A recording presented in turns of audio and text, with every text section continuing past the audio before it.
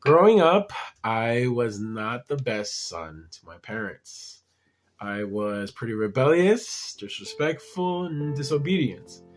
I kid you not, I got suspended at least once or twice every year up until high school.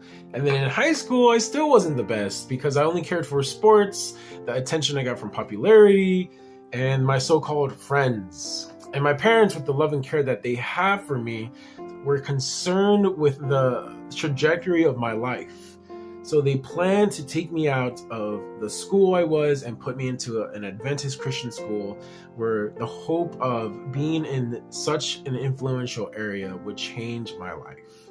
And me, being rebellious and stubborn, just did not want to go through with it. I fought, cried, and argued against it. But eventually I had to surrender. It was my parents' will. Until this day, in hindsight, I see that I would not be here sharing these devotionals with you guys here, talking to you guys about the love of Christ if it wasn't for their decision for my life. I'd probably be somewhere else right now. And I strongly believe by that example that God has such a plan for each and every one of us because He has happiness and eternity in mind for each and every one of us, but we're the ones that argue and complain and cry against His will. But He only wants the best for us because He loves us. God does not ask us to give up anything that is good for us to keep. He is thinking of what is best for us. I wish that all who have not chosen Christ could realize this.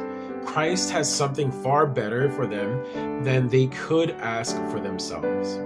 People are not being fair to themselves when they go against what God wants. We can find no real joy in walking in the path He tells us not to take.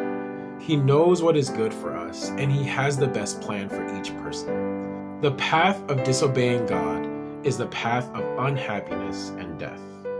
I don't know where you're at with your walk with God, but I know that He has something far better planned for each and every one of you, and I hope and pray you will learn to simply allow yourself to be in His hands so that He can work out that plan in your life. Remember, He has happiness and eternity in mind for you. With that being said, have a wonderful Friday.